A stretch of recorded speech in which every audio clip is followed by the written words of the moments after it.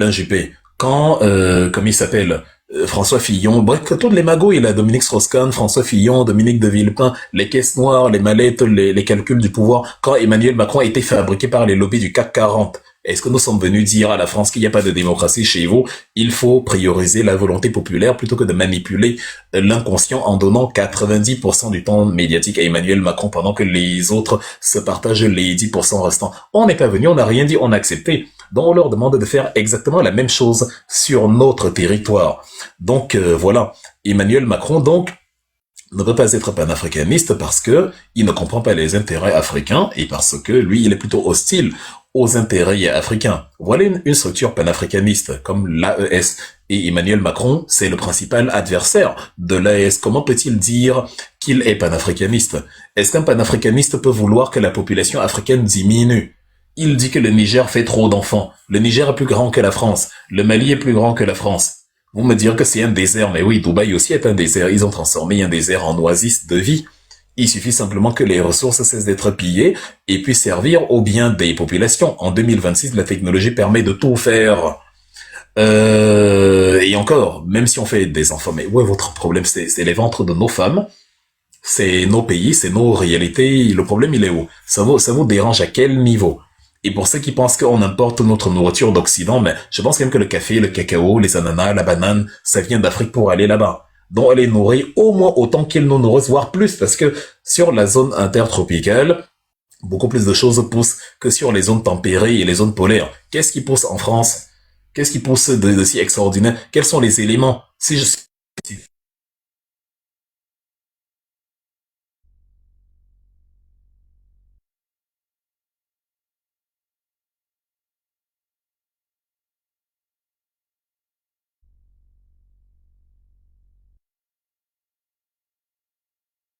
Il faut reprendre là où on s'est arrêté. En tout cas, repartager, rassurez-moi en tout cas que le son est très bon et qu'on peut continuer. Et voilà, faites revenir ceux qui sont partis. La fête n'est pas finie, donc on va continuer.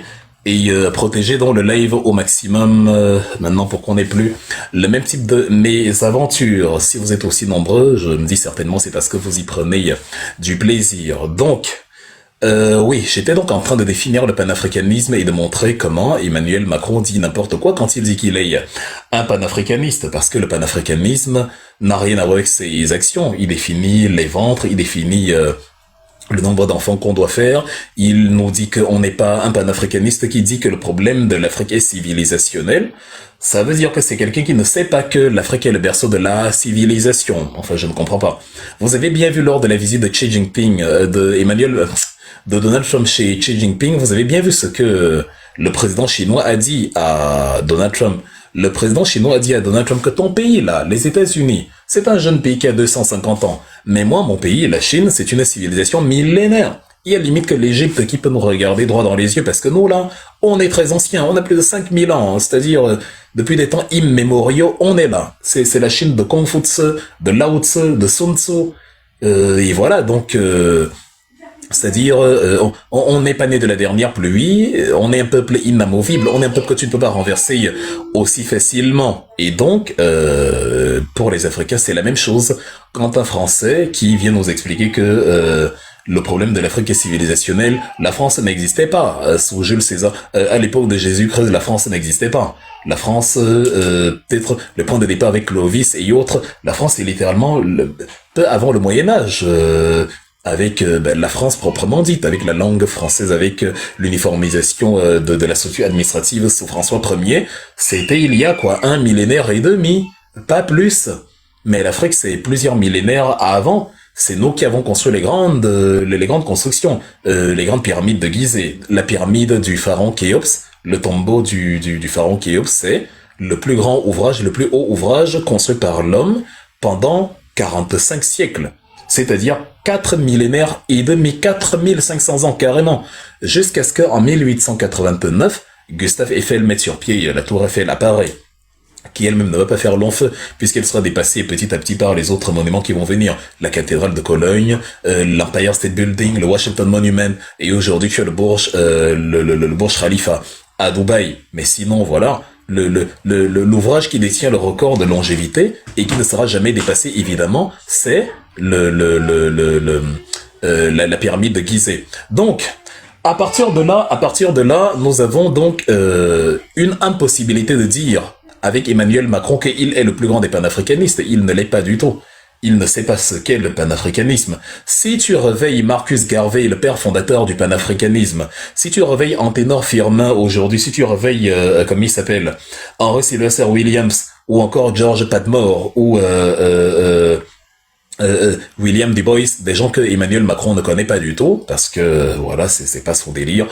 Et je pense pas que ces gens-là seraient d'accord qu'Emmanuel Macron, non seulement est panafricaniste, mais en plus le premier panafricaniste incroyable, dont il dit quelque chose et il y croit. C'est absolument fascinant. Il dit quelque chose, il s'attribue des points et il finit par y croire. Il s'attribue le point du premier panafricanisme, du premier panafricaniste, et il prend ses propres affirmations pour argent comptant.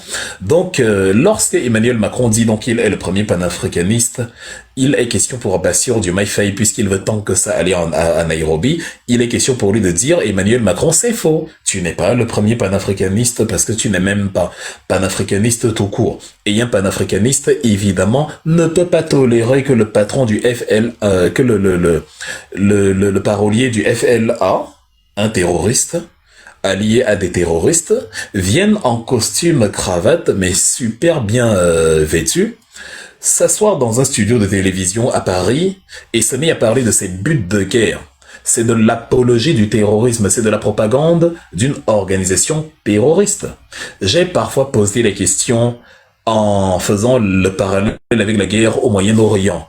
Si les leaders du Hezbollah ou les leaders du Hamas, je ne sais pas, les leaders du Hezbollah, que les Israéliens assassinent tous les jours en disant que oui, ils œuvrent pour la paix, ils nettoient le monde de personnes horribles, en disant que oui, personne ne va le regretter, il a bien fait de mourir, y compris des dirigeants confirmés, reconnus par leur peuple, et aimés de leur peuple et du monde arabe, comme l'ayatollah Ali Khamenei, on les assassine en disant que ce sont des pestiférés qui devaient mourir, mais à côté, on laisse quand même les plateaux de télé français recevoir monsieur Maouloud...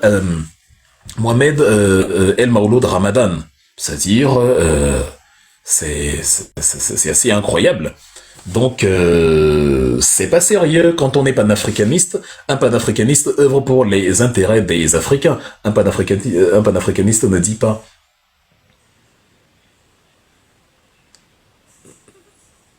D'accord. Ok, désolé, je lisais un petit message important. Un panafricaniste ne dit pas. Oui, monsieur le porte-parole du FLA, quels sont vos buts de guerre? Les buts de guerre étant la partition du Mali. Le panafricanisme, c'est la réunification, la réunion des entités africaines. Là, tu as en face de toi quelqu'un qui prône l'inverse, la balkanisation. Et tu es très à l'aise dedans, tu dis que oui, quels sont vos buts de guerre. J'étais un peu impressionné par la dextérité, par tous les transports, par toute la politesse avec laquelle monsieur Mohamed Al-Maouloud Ramadan était invité à Paris. J'étais embarrassé à la place de Emmanuel Macron. Je me disais, mais qu'est-ce qu'il va dire aux Africains après avoir laissé celui-là séjourner dans son pays? Imaginez que les frères Kouachi avaient séjourné, je sais pas, au Cameroun et avaient été reçus. Imaginez que Salah, voilà, imaginez Salah Abdeslam, qui a fui après les attentats ou du Bataclan, je ne sais pas, qui a fui en Belgique. Imaginez que là-bas, il était carrément reçu par la télévision belge. Voilà, on lui demandait, oui, bah vous avez bombardé le Bataclan, c'était quoi le projet, c'était quoi les buts de votre activité, parce qu'ils ont des buts, hein. Même le pire des djihadistes va vous expliquer que sa cause est noble. Donc si on part sur ce terrain, on se met à inviter tout le monde. Mais le principe d'apologie du terrorisme a été créé pour justement empêcher que ce type d'anomalie devienne normale. C'est un délit, c'est un crime, au regard du droit international, au regard de la Déclaration des droits de l'homme et du citoyen, c'est un crime. Mais en France, tu es reçu et tu es panafricaniste. Mais sa tente dont envers Bassirou Diomaye Faye aurait été qu'ils disent à Emmanuel Macron, je ne valide pas. Mais donc, il a fait les courbettes au FMI et à côté, il a également voilà, passer une belle soirée avec Macron sans l'enquiquiner outre mesure. Un président qui entre dans la jungle, dans un monde méchant, dur, et qui pense qu'il est sur un groupe, je sais pas, sur une page Facebook, on met des likes, ouais, je t'aime, moi non plus. Même sur Facebook, il y a la bagarre sur Facebook. Sur TikTok, il y a la bagarre. Donc, pensez que dans le monde politique, tout est doux, tout est soft, tu peux tout obtenir avec le soft. Ce n'est pas possible. Tout le monde, à un moment donné, a une ligne dure. Monsieur Nelson Mandela, qu'on a adouci quand même en partie pour sa libération en 90, on a quand même voulu en même temps lui imposer les amitiés. Quand on lui demande que, mais toi, tu es ami avec Kadhafi? Kadhafi est responsable de l'attentat de Lockerbie en 89 en Écosse. Kadhafi est responsable de l'attentat sur le vol de la compagnie française UTA, le DC-10 d'UTA. Kadhafi est responsable du bombardement de la discothèque de Berlin, qui a tué 2 militaires américains. Kadhafi est responsable des trucs, des mouvements de contestation partout dans le monde, en Amérique latine et en Afrique. Pourquoi tu deals avec Kadhafi? Pourquoi tu parles avec lui? Monsieur Nelson Mandela leur dit de manière crue: One of the biggest mistakes some political analysts make is to think that their enemies should be our enemies. Et ils se mettent à applaudir et à rire jaune. Il dit, mais la plus grande erreur que les analystes politiques, vous faites, vous les blancs là, qui se prenez pour des grands analystes, c'est de penser que vos ennemis doivent être mes ennemis, nos ennemis. Si Kadhafi a fait tout ce que vous dites là, il n'y a pas de problème, mais vous-même, vos amis, vous avez parmi vous des amis qui ont fait énormément de mal un peu partout. Est-ce que on était dans les années 90 sous le règne de Bill Clinton? Est-ce que Bill Clinton, c'est quelqu'un qui n'a fait que du bien autour de lui? Les Américains que vous avez, qui représentent votre boussole, c'est eux qui foutent le bordel un peu partout au Moyen-Orient et en Amérique latine. Enfin, la France même, dont on parle, a assassiné des leaders politiques en Afrique pendant des décennies. C'est-à-dire, elle est responsable d'un tas de morts pas possibles. La France a largué de la gelée brûlante, du napalm, de l'agent orange, les Américains au Vietnam et tout. Bref, pourquoi vous voulez dicter à ma place qui doivent être mes amis? Même Monsieur Nelson Mandela, malgré qu'il n'était plus le rude, le dur des années pré-incarcération, il a quand même gardé à un moment donné sa liberté de ton en disant « Wow, attention, n'allez pas trop, n'en abusez pas non plus ». C'est-à-dire, j'ai accepté certaines concessions, mais ne pensez pas que vous allez décider avec qui je parle, avec qui je fais ci, avec qui je fais ça. Détestez Kadhafi si vous voulez. Mais j'ai besoin de discuter avec lui parce que mes intérêts aussi m'amènent dans cette direction-là. C'est ce que Diomaye Faye devrait faire. C'est ce qu'il ne fait pas en tout cas. Et c'est ce qui crée donc les animosités avec Ousmane Sonko. Voilà donc la partie des signes avant-coureurs de la fissure. J'espère que les uns et les autres ont compris aujourd'hui. Donc j'en ai énuméré beaucoup. Le live a eu certes une interruption, mais je pense que dans la continuité du live, l'interruption ne durera que 3 minutes. Vous n'aurez qu'à avancer et vous retrouverez le fil. Voilà donc ce qui a causé, ce qui montrait déjà que Ousmane Sonko reste dans l'idéologie du PASTEF, qui est vraiment la rupture. Monsieur Sonko disait, l'idéologie du PASTEF, c'est une rupture systémique. Et il y a un panafricanisme de gauche. Le panafricanisme, je viens de vous l'expliquer, c'est l'état d'esprit qui t'amène à vouloir toujours défendre les intérêts africains, même si ça implique de te dresser contre les autres, les impérialistes occidentaux, américains, bref, tout ce que tu veux, d'où qu'ils viennent.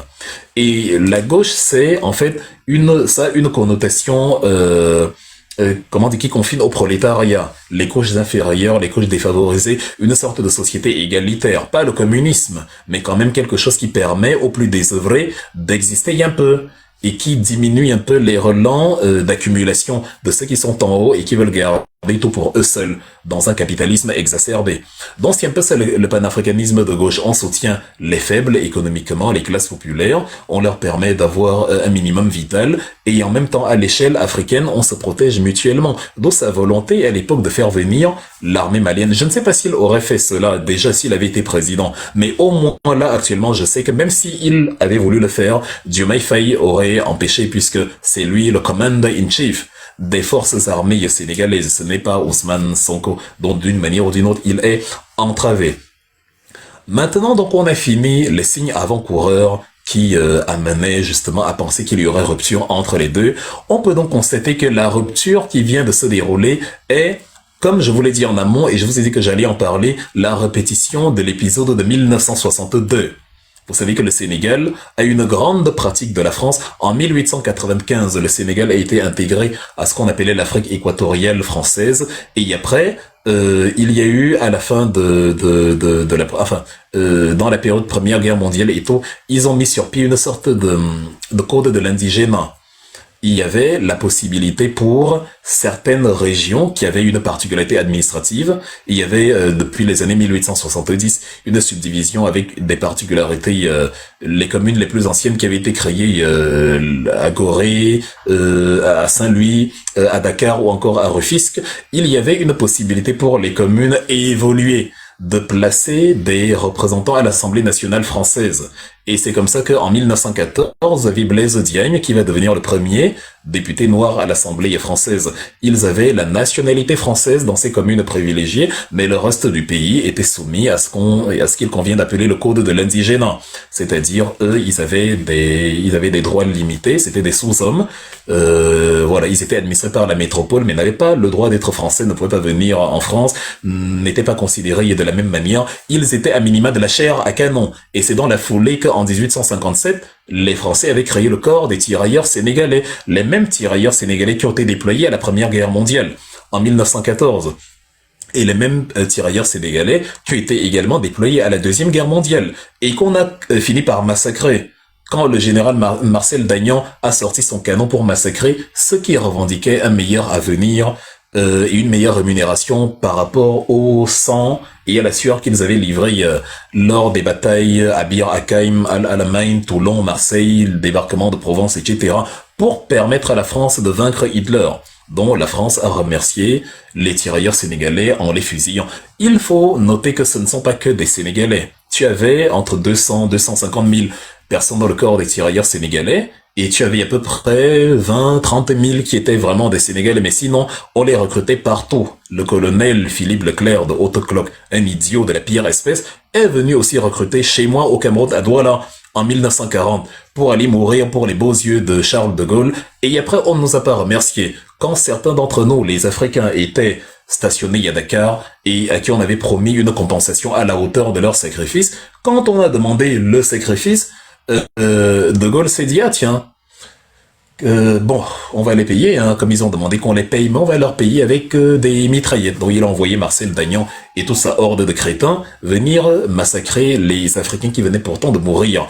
Donc c'est comme ça que le Sénégal, depuis même le XVIIe siècle, s'était retrouvé entre les mains des Français, et au cours du 19e, 20e siècle, ils n'ont fait que consolider leur présence. Ils ont commencé à pénétrer à l'intérieur des terres vers le milieu des années 1850. Ils ont, voilà, avec des gens comme Louis Faidherbe, ils ont conquis un peu l'intérieur du pays. Ils ont récupéré une partie de ce qui faisait autrefois l'empire du Ghana, l'empire du Mali, et par la suite, dans le Sénégal, voilà, en tant que membre de l'Afrique occidentale française, a peu à peu convergé vers voilà, une sorte d'émancipation, une sorte d'indépendance, et tout, jusqu'à l'élaboration de la loi cadre de fer, qui aussi s'est appliquée au Cameroun, c'est-à-dire élaborée au courant des années 60 par le maire de Marseille et accessoirement ministre des Outre-mer, Gaston Defferre. Donc, nous avons un homme qui va émerger à ce moment-là, il s'appelle Léopold Sédar Senghor. Il va créer en 1948 le Bloc démocratique sénégalais avec son ami, c'est là que ça devient intéressant, Mamadou Dia. Comme Ousmane Sonko et Diomaye Faye, même s'ils n'ont pas en tant que tel créé le PASTEF, ils sont quand même, voilà, les acteurs du mouvement dès son éclosion, on va dire. Et donc, monsieur Léopold Sédar Senghor et Mamadou Dia poursuivent dans leur lutte ensemble pour l'émancipation, l'autonomie du Sénégal, tout ça. Senghor fait un peu office de trompe-l'œil, c'est-à-dire il est le précurseur, enfin, avec des gens comme Aimé Césaire, Léon Gontran, Damas, ils sont en tout cas les acteurs principaux du mouvement de la négritude. C'est-à-dire le noir est digne, le noir a une culture, une identité, c'est très beau, mais il y a quand même chez Senghor un petit goût amer qui consiste à dire « Paris, je t'aime ».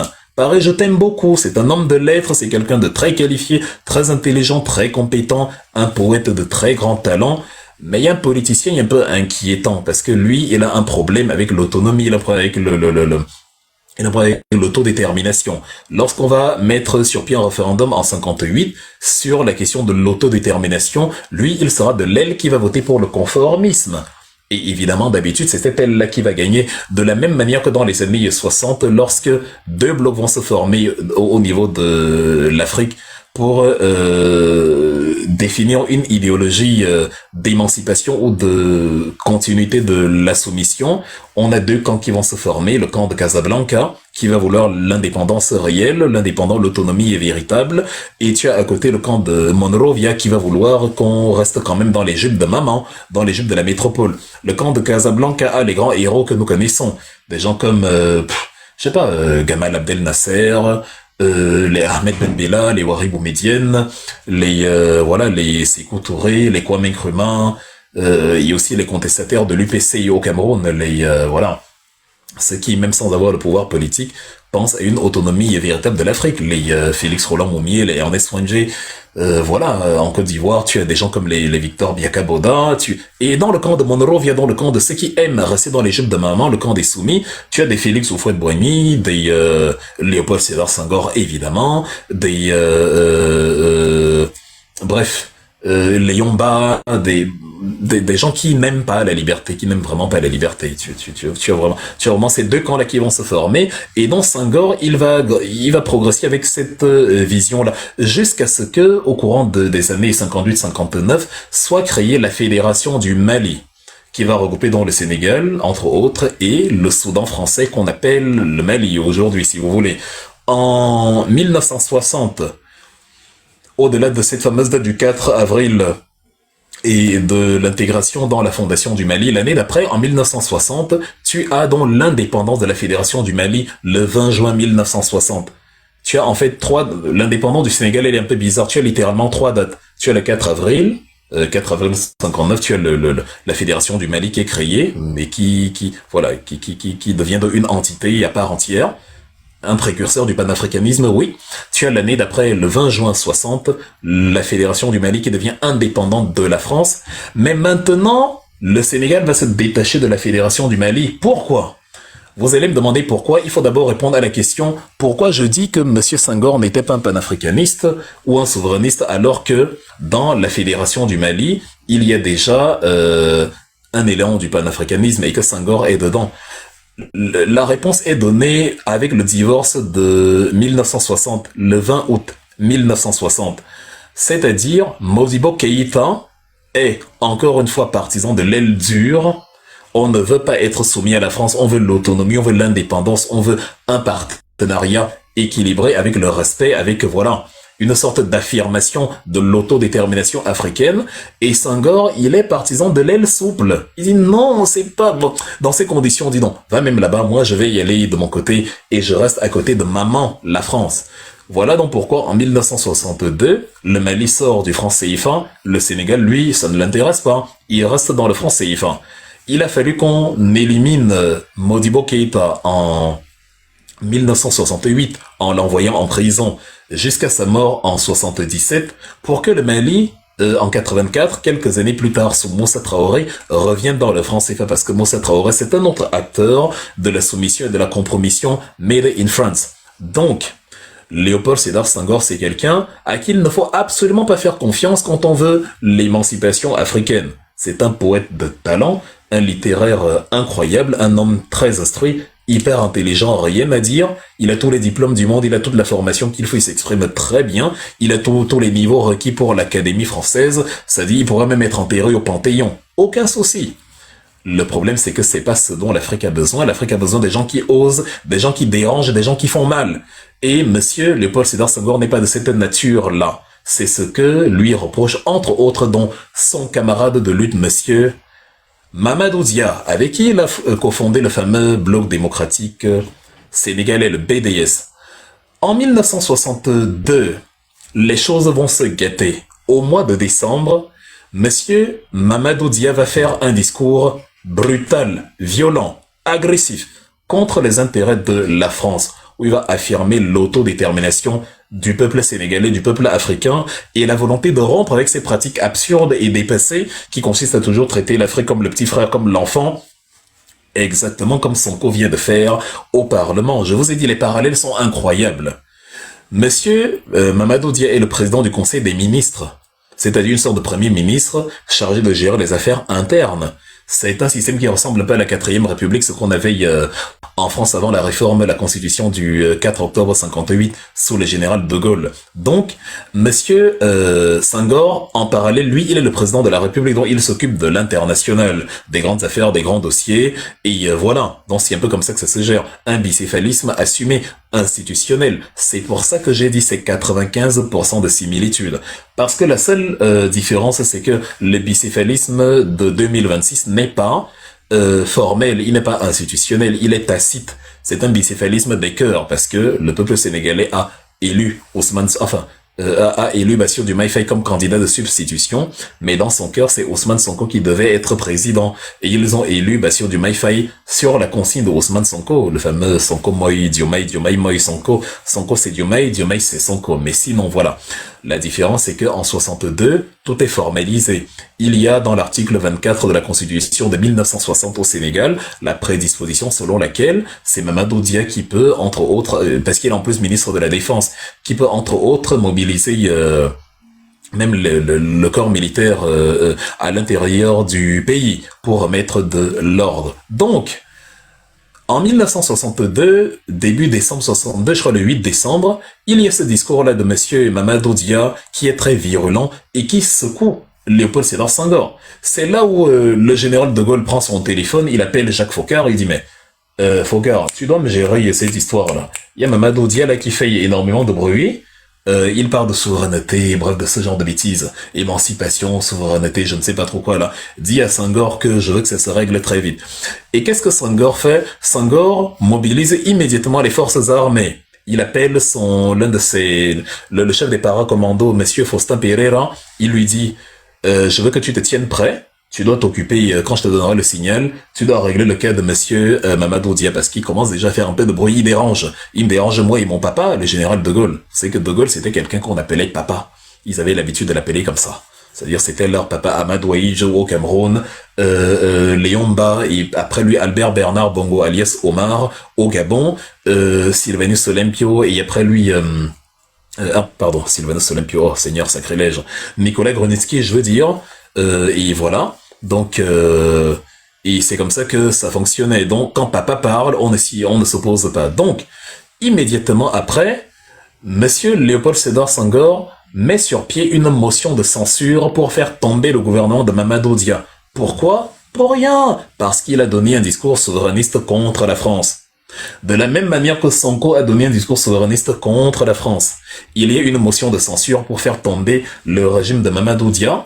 Il y a une décision politique pour faire tomber Ousmane Sonko. La différence, c'est que puisque aujourd'hui on a un régime présidentialiste établi, il n'y a pas de bicéphalisme institutionnel au Sénégal, pas besoin de motion de censure pour faire tomber le gouvernement. C'est une décision pure et simple du président de la République à travers justement le décret qu'il a promulgué, le fameux numéro 2026/1128 du 22 mai 2026. Mais à l'époque, il fallait justement, à travers une motion de censure votée par le Parlement, faire tomber le gouvernement. Lorsque Léopold Sédar Senghor envoie la motion de censure au Parlement, qu'est-ce que Mamadou Dia va faire? Il va s'y opposer. Il va fermer les portes du Parlement, mais au sens propre. Hein. Il va envoyer la gendarmerie pour fermer les portes du Parlement en disant non, il n'y a pas vote ici. Les parlementaires sont obligés d'aller voter chez le président de l'Assemblée nationale de l'époque, monsieur Gueye Lamine. C'est là-bas qu'ils vont aller s'asseoir dans son domicile pour voter parce que monsieur Mamadou Dia a fermé la porte puisque Mamadou Dia pressent un procès politique, une décision politique. Il dit mais qu'est-ce qui pousse mon frère d'armes, Léopold Sédar Senghor, à mettre une motion de censure contre moi? Why? Pourquoi Varum? C'est parce que j'ai parlé contre la France, j'ai parlé contre le général de Gaulle, j'ai parlé contre papa, et on ne parle pas contre papa. Si tu parles contre papa, il t'arrive des bricoles, ça ne se passe pas bien.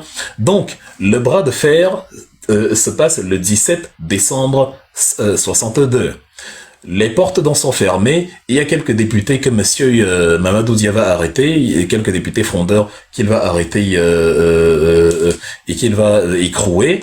Par la suite, Léopold Sédar Senghor, avec le soutien de la France, mobilise donc ses militaires, ses paracommandos, les forces armées qu'il avait déjà mis en alerte quelques jours plus tôt, depuis le 8 décembre, et c'est comme ça que le lendemain, on vient arrêter monsieur Mamadou Dia, lui et tous ses camarades. Il était accompagné de gens comme Valdiodio Ndiaye, qui était ministre des Finances à l'époque, Monsieur Alioune Tall, qui était ministre des Transports, ou encore Monsieur Joseph Mbaye, qui était enfin, à la communication. Donc il y avait voilà tous les camarades, tout l'état-major. C'est un peu comme quand on a arrêté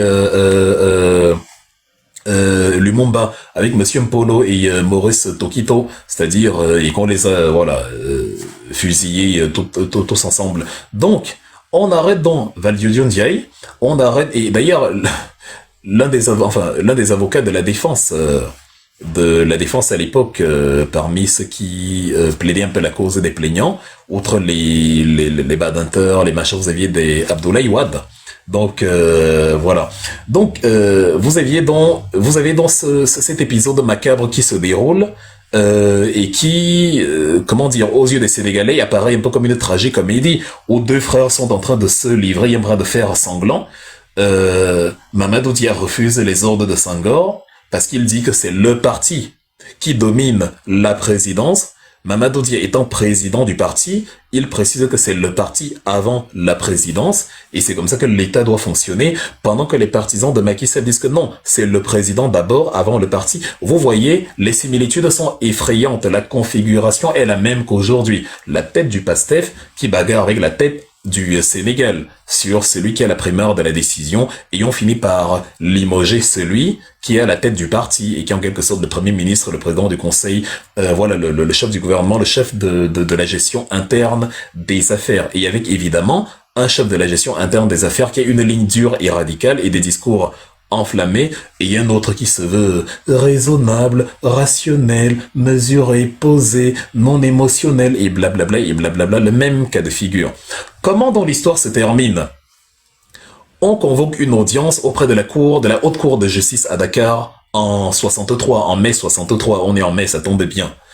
Qu'est-ce qui va se passer? Ce qui va se passer, les informations nous sont fournies au XXIe siècle, donc bien après, par ceux qui étaient là présents à l'époque, notamment le procureur général Monsieur Ousmane Camara, qui a écrit un livre dessus, que vous pouvez retrouver aux éditions Cartala, pareil en 2010, Mémoire d'un juge africain, itinéraire d'un homme libre. C'est le livre de Ousmane Camara, qui raconte comment à l'époque, lui et le procureur général, après avoir examiné le dossier sous ses contours, a fini par se dire que bon, on peut en quelque sorte comprendre les motivations qui ont conduit Mamadou Dia à mobiliser la gendarmerie, à mobiliser les forces de sécurité, les forces de l'ordre pour fermer l'Assemblée.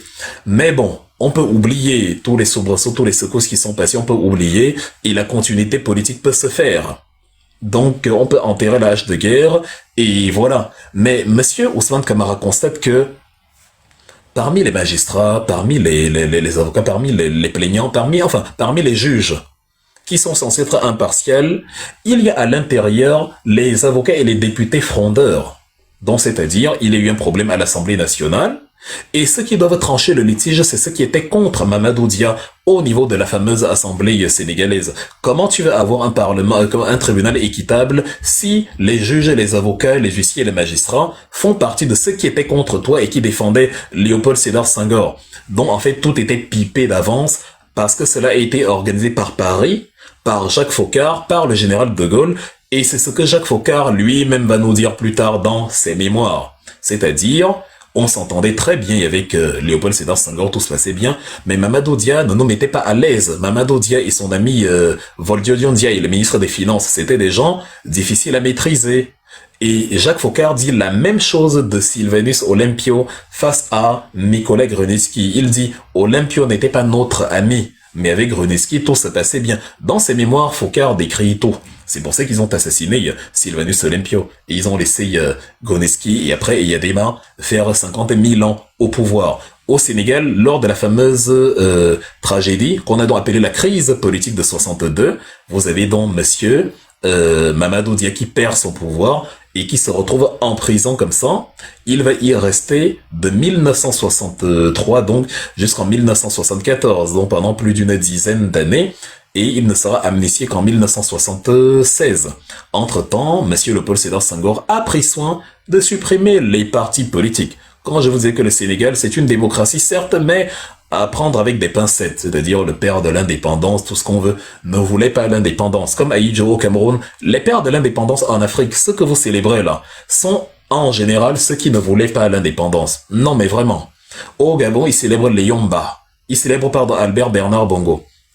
Ou même les Yomba, des gens qui ne voulaient pas l'indépendance. Au Togo, on célèbre, lors des fêtes nationales, on a oublié qu'à l'indépendance, c'était Sylvanus Olympio. On célèbre la famille Nyasingbe. Terrible.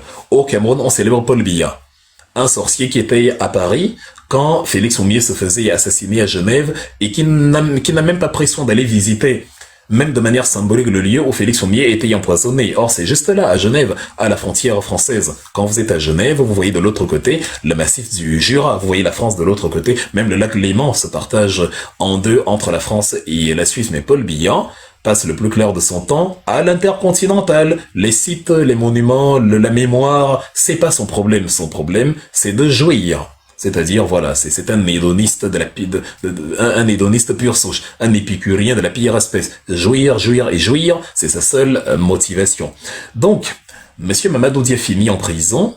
Léopold Sédar Senghor va lui demander la libération à certaines conditions. C'est-à-dire, va lui proposer, je veux dire, la libération à certaines conditions. Je te libère, mon cher Dia, si tu consens à délaisser tes convictions, si tu consens à mettre de côté tes convictions politiques, là je te libère. Si tu veux faire cavalier avec moi dans les jupes de la France, il n'y a pas de problème, je te libère.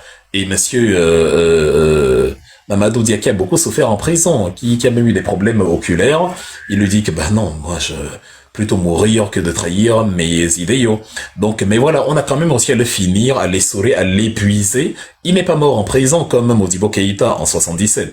Lui, il a pu sortir, il a vécu longtemps, monsieur Mamadou Dia. Il est mort le 26 janvier 2009. Donc, il est mort il y a quelques années, il y a 17 ans.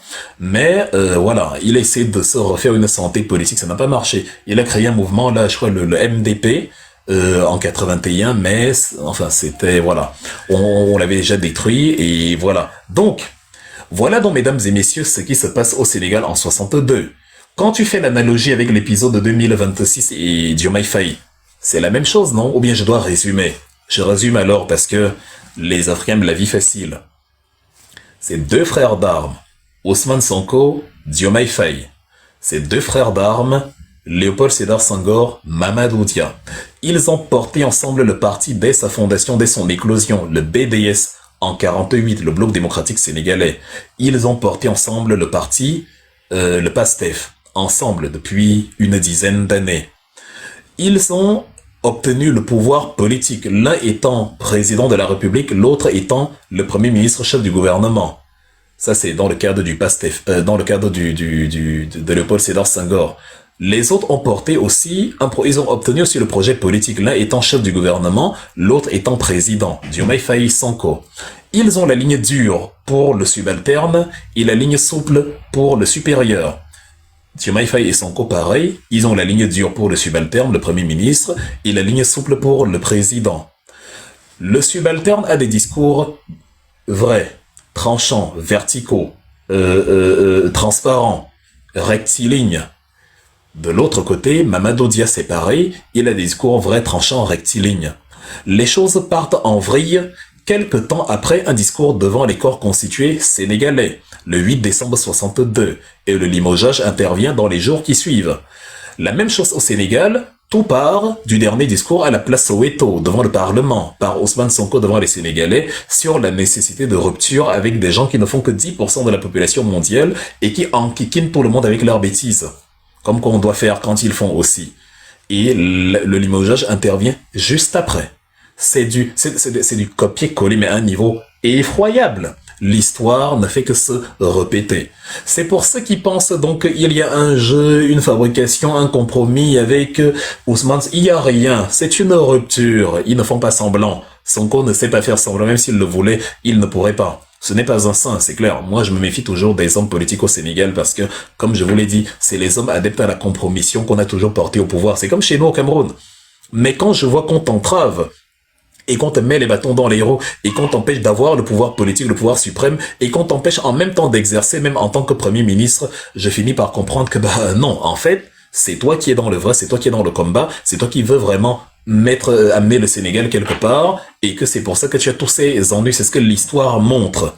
Je vous ai parlé tout à l'heure de l'exemple avec Mobutu et Lumumba et Kazavobo, où pendant que Lumumba démet Kazavobo de ses fonctions, Kazavobo démet Lumumba de ses fonctions. Qui gagne? C'est celui qui a la ligne souple, parce que c'est lui que la CIA, les États-Unis, la France, la Belgique vont protéger, et c'est eux qui vont aller capturer Lumumba et l'enfermer, et après l'assassiner le 17 janvier 61. Bis repetita au Sénégal, où voilà, celui qui a la ligne souple va perdre la bataille politique, mais ayant la bataille des cœurs, la bataille populaire, ayant voilà la population, le peuple acquis à sa cause.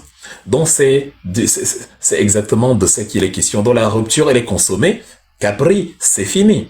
Et ça se passe en pleine nuit, c'est d'où l'intitulé le baiser de Judas, parce que effectivement, on en est là aujourd'hui. Les revendications de Sonko sont légitimes pour amener le Sénégal quelque part. Le Sénégal est un pays, voilà, il présente beaucoup de similitudes avec le mien.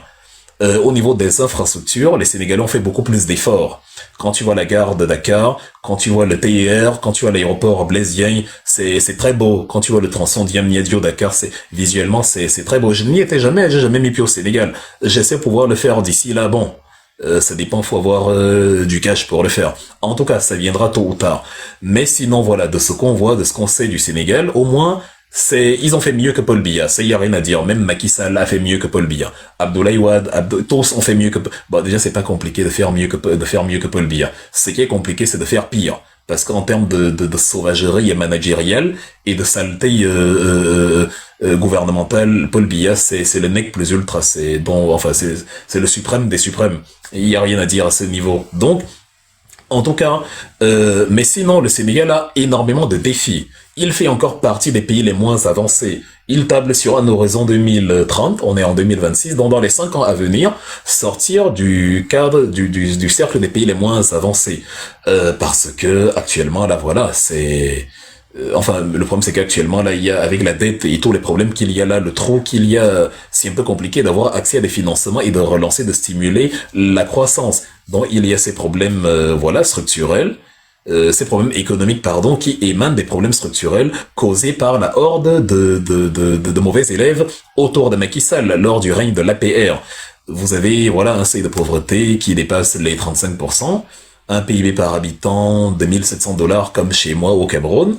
Voilà, c'est, comment dire, même si évidemment tout est à nuancer, parce que outre la parité du pouvoir d'achat au niveau de la capacité à acheter ce qui est localement disponible, il y a aussi le fait qu'on n'a pas toujours besoin de payer pour se nourrir dans nos pays africains. Il y a des champs, il y a des endroits où on se nourrit avec ce qui pousse immédiatement de la terre. Mais sinon, le Sénégal a encore énormément besoin d'innovation, énormément besoin de présence sur l'échiquier africain. Et Sonko, évidemment, avait besoin que ces réformes-là soient accélérées, la reddition des comptes, la mise au pas du FMI qui essaye de nous mettre au pas, et la consolidation du PASTEF en tant que parti de la rupture, plutôt que de faire des Aminata Touré, des porte-flambeaux d'un mouvement qu'elle ne connaît ni d'Adam ni d'Ève, pour avoir été chez Macky Sall à l'instant même, quelques semaines encore avant, quand Sonko et tout son groupe se faisaient massacrer. Je ne pense pas qu'elle ait fait un jour une communication pour s'insurger contre les détentions arbitraires et les malfaçons de Macky Sall. Elle a commencé à faire ça quand elle a eu ses problèmes à l'Assemblée nationale. Donc voilà un peu le tableau. On va donc aller sur l'épilogue et essayer de voir comment cette histoire va se terminer. À votre avis? Moi, j'ai élaboré plusieurs scénarios dans ma tête. Le premier scénario, c'est que... bon, enfin, déjà, il faut dire d'entrée de jeu, mais vraiment, c'est la mort dans l'âme que je le dis, mais le fait de le dire aussi nous permet d'être mentalement bien armés et de savoir vers quoi on se dirige. Monsieur Sonko aura tous les problèmes du monde à devenir président de la République du Sénégal. Vous le voyez sous vos yeux, la France a dit, c'est hors de question. Il a le même problème que Maurice Kamto au Cameroun. Encore qu'avec Maurice Kamto, il y a la variable Bamileke, parce que la France s'est juré, depuis 1960, que un Bamileke sérieux, à la tête du Cameroun, ça n'arrivera jamais. Il faudra faire des choses, faudra une révolution populaire de grande ampleur pour que ce soit possible. Mais sinon, de manière, de manière normale, conventionnelle, linéaire, ce n'est pas possible. Elle va œuvrer pour que ce ne soit jamais le cas. Elle l'a écrit depuis Jean Lamberton en mars 1960. La France au Sénégal a aussi veillé à ce que on n'ait jamais un dirigeant sénégalais adepte de la ligne dure. Je vous ai dit, le Sénégal, c'est le giron de la France depuis, je vous ai fait un peu le récapitulatif, depuis la fin des années du XVIIe siècle, depuis 1677, c'était en quelque sorte, c'est devenu en quelque sorte la propriété de la France au niveau des comptoirs côtiers, autour de Saint-Louis-Gorée, Dakar, machin, au cours des siècles qui ont suivi. Et à partir du milieu du 19e siècle, ils ont commencé à prendre aussi l'intérieur, jusqu'à l'intégration à l'Afrique occidentale française, avec le Soudan français, dont le Mali et tout le reste. Et après, on a eu dans les différentes réformes où on a fixé, à partir de 1902, les décisions politiques à Dakar, et au fur et à mesure du temps, on a commencé à faire des communes spéciales avec dont les représentants à l'Assemblée française, et après voilà la consolidation de l'indépendance entre guillemets, avec des gens qui ne voulaient pas l'indépendance comme Monsieur Senghor, et des gens qui voulaient l'indépendance comme Monsieur Mamadou Dia, qu'on a fini par liquider. Voilà l'histoire du Sénégal dont la France ne veut pas. À la suite de Léopold Sédar Senghor, tu as Abdou Diouf, qui n'a pas fait de vague, qui a continué dans le france-africanisme. Je vous ai dit que c'est à Dakar qu'a été dévalué le franc CFA en 94. Monsieur Abdou Diouf a beau laisser le pouvoir pacifiquement à Abdoulaye Wade, mais après 20 ans quand même, Abdoulaye Wade arrive avec de très bonnes intentions. Il vient, ok, je supprime le Sénat parce que ça prend trop de place, trop d'argent, mais à la place, il élargit quand même les pouvoirs politiques. Hein. Il met son fils devient un peu encombrant sur l'échiquier politique. Il a 1000 portefeuilles à lui tout seul et il vole énormément d'argent.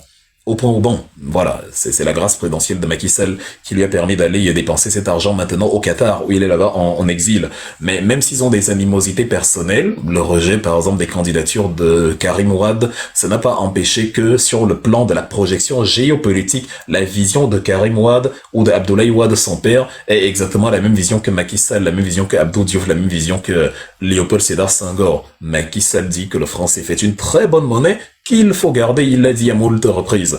Donc, ça a toujours été comme ça. Et quand dans le passé arrive avec cette ligne brutale, non, faut trouver quelque chose. Il faut trouver, si Macky Sall ne peut pas se maintenir, il faut piéger celui qui risque de faire ce qu'il dit.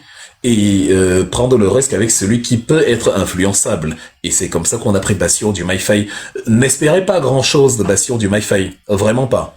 Je vous signale que quand vous allez sur sa page Facebook hier, je suis allé sur sa page Facebook hier, il était en train d'expliquer comment les Sénégalais doivent se réjouir du fait que les supporters de la CAN marocaine qui ont été arrêtés pour des échauffourées, bref, ils ont été ramenés au Sénégal, ils ont été libérés. Donc voilà, comme il est un excellent médiateur, lui il est vraiment génialissime. Il a réussi avec dans son dialogue habituel, dans la fraternité africaine, à convaincre Mohamed VI de libérer. Et voilà, donc en fait, comme vous êtes en train de le critiquer parce qu'il a totalement trahi Ousmane Sonko, il faut qu'il vous crée l'affaire dans l'affaire avec son ami Mohamed VI. C'est comme ça que ça fonctionne entre les amis de la France. Vous connaissez les très bonnes relations que Mohamed VI entretient avec Emmanuel Macron. Pourquoi? Parce que Emmanuel Macron favorise la souveraineté du Maroc sur le Sahara occidental au détriment de l'Algérie qui soutient le Front Polisario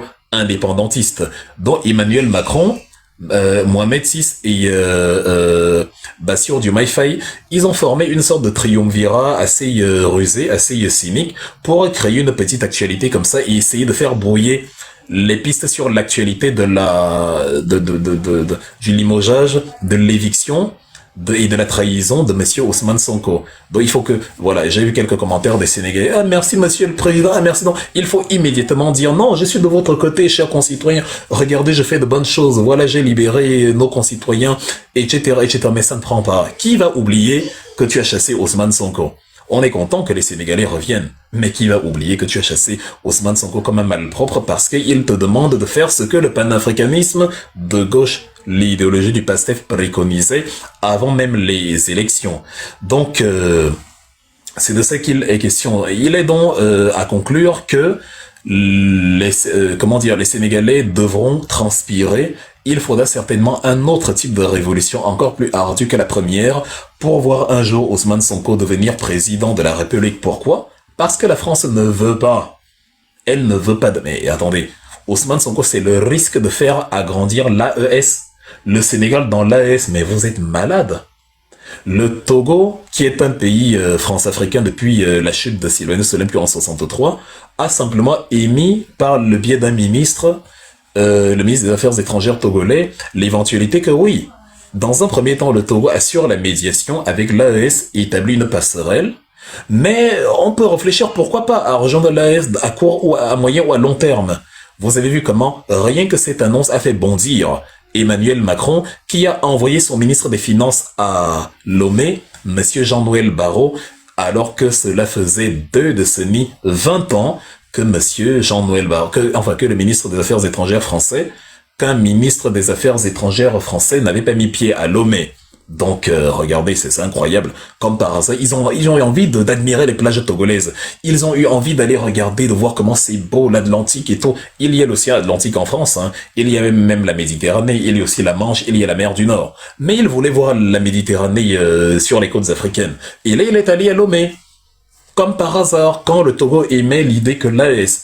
Donc vous voyez déjà l'animosité qu'il y a envers les 3 militaires. On soutient les djihadistes pour les déstabiliser. Et on vous explique que non, ils ne veulent pas d'élection, ils ne veulent... Vous pensez vraiment que dans la configuration du Mali, du Burkina et du Niger actuellement là, c'est des élections qu'il faut parler. Un peu de sérieux les amis. Soyez un peu réels, soyez un peu pragmatiques et regardez nos réalités pays par pays. Arrêtez la sorcellerie.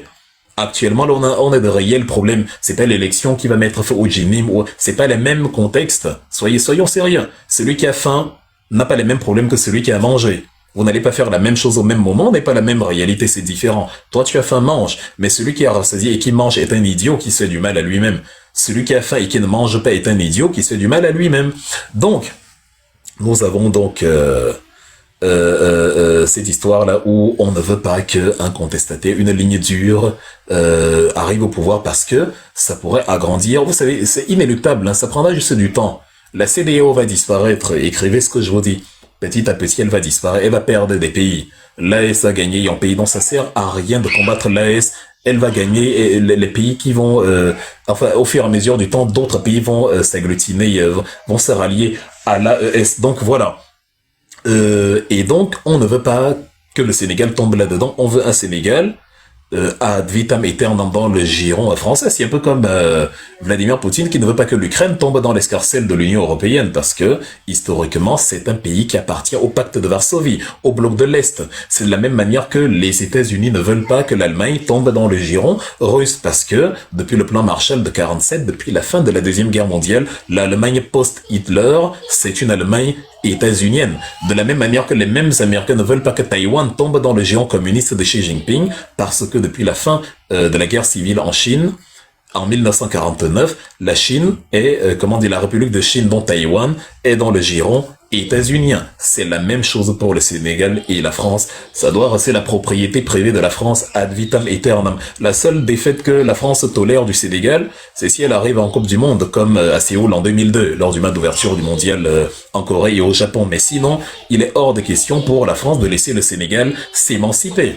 Donc voilà, ça c'est voilà la première raison qui fait que Sonko aura énormément de mal à devenir président de la République. Comment ça va donc se matérialiser de mon point de vue? Il y a plusieurs scénarios prévus par Bassirou Diomaye Faye. Il ne faut plus vous leurrer, il n'est plus dans votre camp.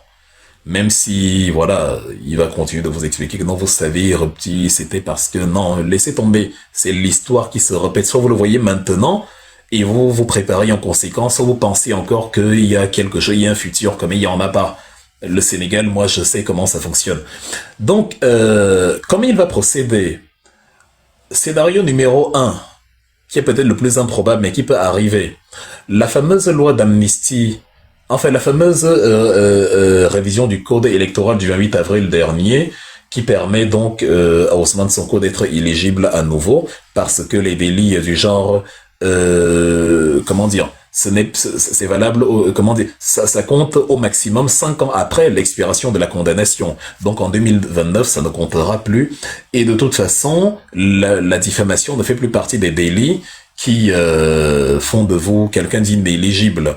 Donc voilà, ça c'est d'un. Maintenant de deux, malgré cela, ils sont capables, demain, dans un retournement de situation pas possible, de nous expliquer via le Conseil constitutionnel que finalement, après réexamen du dossier au niveau du Conseil constitutionnel, le Conseil constitutionnel du Sénégal a décidé de manière souveraine, parce qu'on est en démocratie, donc c'est pas moi, Bassirou Diomaye Faye, qui a fait ça, c'est la Cour constitutionnelle du Sénégal qui, en toute souveraineté, a déclaré que cette loi était anticonstitutionnelle et que la diffamation, si vous êtes condamné pour ci, pour ça, ou les procès d'un homme comme Sonko qui lui ont valu un casier judiciaire, ça vous rend inéligible à vie, ou du moins, il faut refaire un autre dossier, un autre projet de loi. Bref, on crée un truc qui va faire perdre du temps.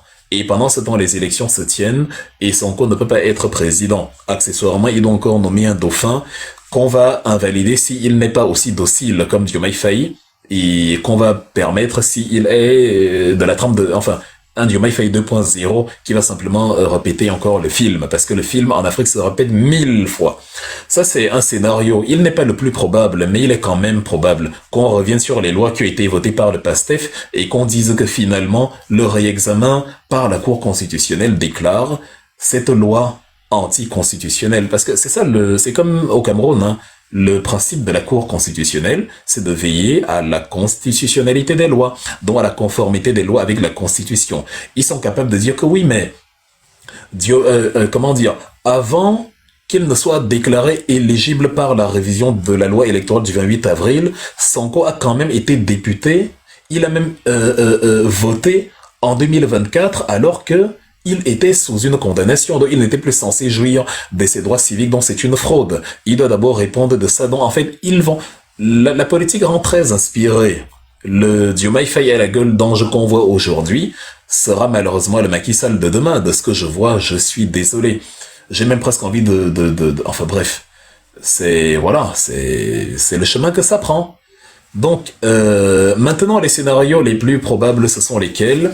C'est que, entre-temps, Bassirou Diomaye Faye, avec les décisions qu'il a prises de limoger Sonko, de mettre Aminata Touré comme je sais pas, comme vraiment une mouche dans la sauce, un cheveu dans la cake, un élément, un agent pathogène, un élément gênant, quelqu'un qui est un fantôme qui hante les lieux, il va continuer dans cette lancée au nez et à la barbe du passé parce que lui, son but, c'est de consolider le mouvement, la coalition du Diomaye président au détriment du PASTEF. Il va se proclamer membre du PASTEF aussi longtemps que cela sera possible jusqu'à ce qu'il attire suffisamment de gens de son côté qu'il va jeter dans la coalition Diomaye président.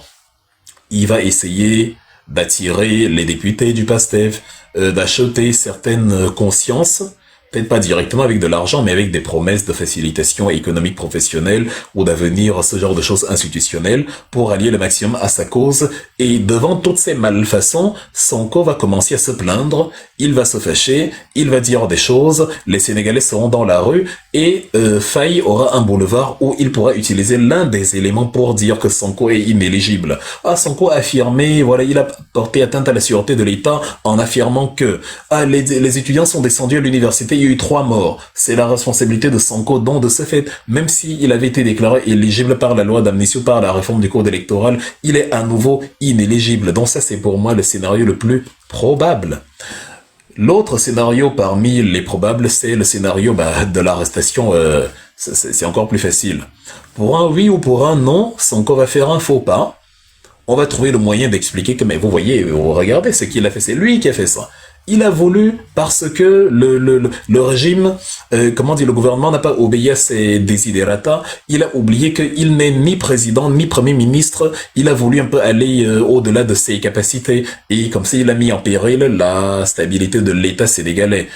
Atteinte à la sûreté de l'État, insurrection, rébellion, bref, tout est possible. On a eu des amis qui ont partagé le même lit, des amis, tu mordais le pain, tu renversais, ils mordaient le même pain.